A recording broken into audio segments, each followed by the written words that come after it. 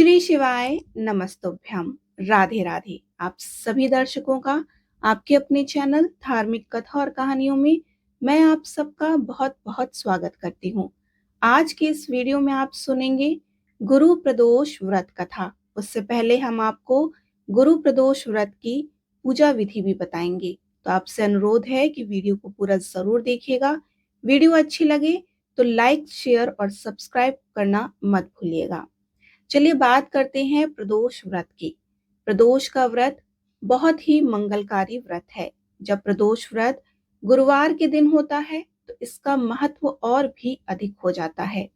गुरु प्रदोष व्रत के दिन विधि विधान के साथ पूर्ण श्रद्धा भक्ति से भगवान शिव के साथ साथ बृहस्पति जी की उपासना भी आपको अवश्य करनी चाहिए। गुरु प्रदोष व्रत कथा का श्रवण या पठन करने से साधक को 100 गायों के दान के समान पुण्य की प्राप्ति होती है। विधि अनुसार गुरु प्रदोष व्रत का पालन करने से सुख समृद्धि की प्राप्ति होती है, धन वैभव में वृद्धि होती है, शत्रु पराजित होते हैं, जीवन के हर क्षेत्र में विजय की प्राप्ति होती है, कष्टों का निवारण होता है, रोग दोष दुख दरिद्रता जैसी समस्याओं का नाश होता है, साधक को आध्यात्मिक ऊर्जा प्राप्त होती है और विचारों में सकारात्मकता आती है। भगवान शिव का आशीर्वाद प्राप्त होता है और साथ ही साथ गुरु ग्रह की शुभता भी प्राप्त होती है। तो प्रदोष व्रत के दिन विधि विधान से आप पूजा अवश्य करें। भगवान शिव की कृपा प्राप्त करने के लिए, घर में सुख समृद्धि के आगमन के लिए और जीवन के पश्चात मोक्ष की प्राप्ति के लिए यह पूजा अत्यंत ही लाभदायक होती है। तो आइए अब हम आपको गुरु प्रदोष व्रत की पूजा विधि भी बताते हैं। इस दिन सबसे पहले ब्रह्म मुहूर्त में उठकर शिव जी का स्मरण करें और व्रत का संकल्प लें। इसके बाद पानी में गंगा जल मिलाकर स्नान आदि करके सभी नित्य कर्मों से निवृत्त हो जाएं। अब स्वच्छ वस्त्र धारण करें और सूर्य देव को जल का अर्घ दें। सूर्य देव को अर्घ देते समय ओम सूर्याय नमः मंत्र का भी आप जाप अवश्य करें। इसके बाद घर में मंदिर में दैनिक पूजा पाठ आप करें। उसके बाद प्रदोष व्रत की पूजा प्रदोष काल में होती है, लेकिन आप पूजा से संबंधित सभी सामग्री पहले से ही एकत्रित कर लें और इसके बाद उत्तर पूर्व यानी कि ईशान कोण में एक चौकी की स्थापना करें। चौकी पर सफेद कपड़ा बिछाएं, इस पर गंगा जल का छिड़काव करें और इस चौकी पर भगवान शिव, भगवान गणेश और माता पार्वती की प्रतिमा या चित्र को स्थापित करें। साथ ही एक शिवलिंग को भी एक थाली में आप अवश्य रखें। सभी प्रतिमाओं पर गंगा जल का छिड़काव करें। इसके बाद पूजन स्थल पर घी का दीपक प्रज्वलित करें। अब सभी प्रतिमाओं को तिलक करें। भगवान शिव को चंदन का तिलक लगाएं, भगवान गणेश को हल्दी कुमकुम का तिलक लगाएं और माता पार्वती को भी कुमकुम का तिलक लगाएं। इसके बाद सभी प्रतिमाओं को अक्षत अर्पित करें। सबसे पहले भगवान गणेश की पूजा करें। उन्हें जनेऊ, दूर्वा, पान सुपारी, लौंग, इलायची, लाल पुष्प, पुष्पों की माला, धूप, दीप, भोग, दक्षिणा आदि उन्हें अर्पित करें। अब आप पंचामृत से शिवलिंग का अभिषेक करें और फिर गंगा जल से अभिषेक करें। इसके बाद शिवलिंग पर भांग, धतूरा, आक का फूल, बेल पत्र आदि अर्पित करें। अगर घर में शिवलिंग नहीं है तो आप किसी मंदिर में भी जाकर शिवलिंग का अभिषेक कर सकते हैं। भगवान शिव जी की प्रतिमा पर भी पुष्पमाला, सफेद पुष्प, बेल पत्र, आक का फूल, भांग, धतूरा आप अर्पित अवश्य करें। माता पार्वती को श्रृंगार की सामग्री, मौली, पुष्प, पुष्पों की माला अर्पित करें। अब आप शिव चालीसा को भी पढ़ सकते हैं। 108 बार महामृत्युंजय मंत्र का भी जाप आप कर सकते हैं। इस दिन विधि विधान की पूजा के साथ साथ आपको गुरु प्रदोष व्रत की कथा सुननी या पढ़नी चाहिए। अंत में धूप दीप से भगवान शिव और माता पार्वती की आरती उतारें और जब आपकी प्रदोष व्रत की पूजा विधिवत पूर्ण हो जाए तो उसके बाद अपने परिवारजनों में जो भोग आपने अर्पित किया है भगवान को, उसको आप दे सकते हैं और खुद भी ग्रहण कर सकते हैं। इस प्रकार आप भगवान शिव और माता पार्वती की पूजा प्रदोष व्रत के दिन कर सकते हैं। अब हम आपको गुरु प्रदोष व्रत की कथा सुनाते हैं। एक बार पौराणिक कथा के अनुसार अति प्राचीन काल में एक बार देवराज इंद्र और व्रतासुर नामक राक्षस के बीच में भीषण युद्ध हुआ। व्रतासुर ने एक बहुत विशाल सेना लेकर देवलोक पर आक्रमण किया। उसके प्रत्युत्तर में देवताओं ने व्रतासुर की सेना का बहुत बड़ी संख्या में संहार कर दिया। अपनी सेना को इस प्रकार नष्ट भ्रष्ट हुआ देखकर व्रतासुर क्रोध में भर गया। व्रतासुर अपनी असुरी माया से एक बहुत ही विकराल रूप धारण करके युद्ध के में प्रस्तुत हुआ। उसकी शक्ति के समक्ष देवता टिक नहीं सके और सहायता के लिए देवगुरु बृहस्पति के पास जा पहुंचे।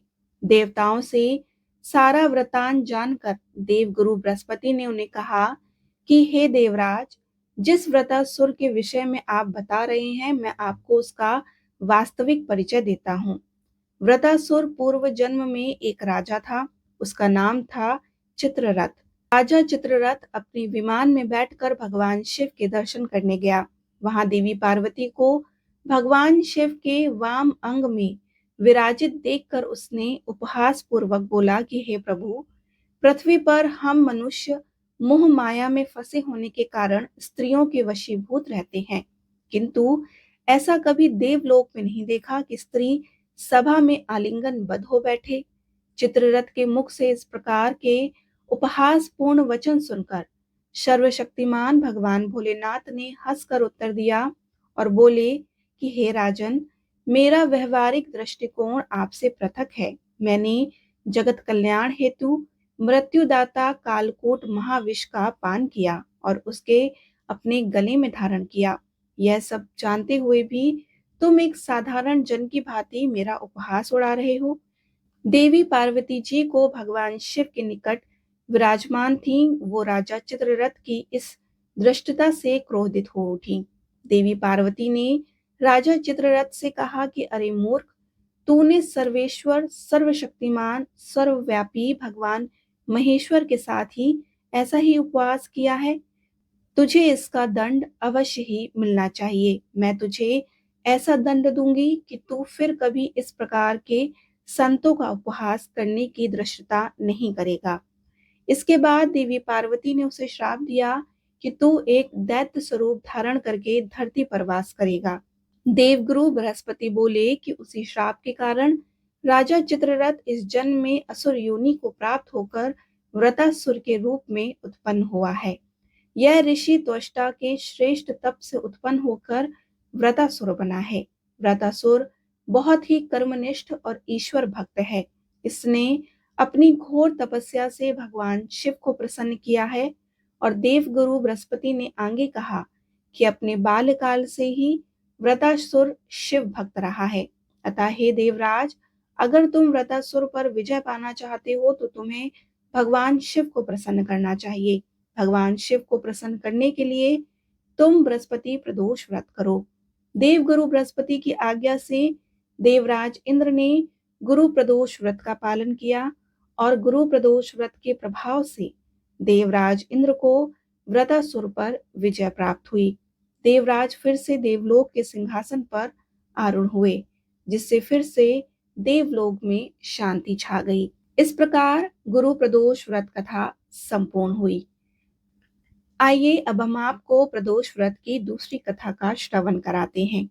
स्कंद पुराण में वर्णित एक कथा के अनुसार पूर्व काल में विक्रम नगर नामक एक नगरी में एक ब्राह्मण परिवार निवास करता था।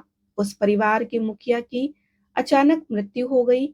ब्राह्मण की मृत्यु के पश्चात ब्राह्मणी भिक्षा मांगकर अपने परिवार का पालन पोषण करने लगी। उसका एक बेटा था जिसके साथ वह भिक्षा मांगने जाया करती थी और शाम में भिक्षा मांगकर वापस लौट आती थी। एक दिन जब वह शाम में भिक्षा लेकर लौट रही थी तो उसकी नजर नदी के किनारे एक नव युवक पर पड़ी। वह उसके पास गई तो उसने देखा कि वह बालक घायल अवस्था में दर्द से कराह रहा था। ब्राह्मणी को यह देखकर बहुत कष्ट हुआ और दया भाव के चलते वह उस नव युवक को अपने घर ले आई। उस बालक का नाम धर्मगुप्त था, जो विदर्भ का राजकुमार था, लेकिन ब्राह्मणी को इसके बारे में कोई भी जानकारी नहीं थी। अपनी बेटी की तरह ब्राह्मणी ने उसका भी पालन पोषण किया और एक माँ की तरह पूरे स्नेह के साथ उसका ध्यान रखा। इसी तरह परिवार में तीनों का समय व्यतीत होने लगा। कुछ समय पश्चात ब्राह्मणी दोनों बालकों के साथ मंदिर गई और वहां उनकी भेंट ऋषि शांडिल्य से हुई। ऋषि शांडिल्य ने ब्राह्मणी को बताया कि जो बालक उन्हें मिला है वह विदर्भ देश के राजकुमार हैं। उन्होंने आगे धर्मगुप्त के अतीत के बारे में बताते हुए कहा कि शत्रुओं की सेना ने उसके राज्य पर आक्रमण कर दिया और इस युद्ध में उसके पिताजी वीर गति को प्राप्त हो गए थे। उनकी माताजी भी शोक में स्वर्गलोक सिधार गईं। इसके बाद शत्रु सैनिकों ने धर्मगुप्त को राज्य से बाहर निकाल दिया। राजकुमार धर्मगुप्त की यह दुखद कहानी सुनकर ब्राह्मणी बहुत उदास हुई और ऋषि शांडिल्य ने ब्राह्मणी के कष्टों को देखते हुए उसे प्रदोष व्रत करने की सलाह दी। ऋषि की आज्ञा से दोनों बालकों ने भी अपनी मां के साथ शिव जी की आराधना और प्रदोष व्रत करना शुरू कर दिया। कुछ दिन बाद दोनों बालक वन में घूम रहे थे, तभी उन्हें कुछ गंधर्व कन्याएं नजर आईं। ब्राह्मण बालक तो घर लौट आया, किंतु राजकुमार धर्मगुप्त की अंशुमति नाम की गंधर्व कन्या से बात होने लगी। गंधर्व कन्या और राजकुमार एक दूसरे पर मोहित हो गए। कन्या ने विवाह हेतु राजकुमार को अपने पिता से मिलने के लिए बुलाया। दूसरे दिन जब वह पुनः गंधर्व कन्या से मिलने आया तो गंधर्व कन्या के पिता ने बताया कि वह विदर्भ देश का राजकुमार है। गंधर्व राज को भगवान शिव ने सपने में दर्शन देकर अपनी पुत्री का विवाह राजकुमार धर्मगुप्त से कराने की आज्ञा दी है।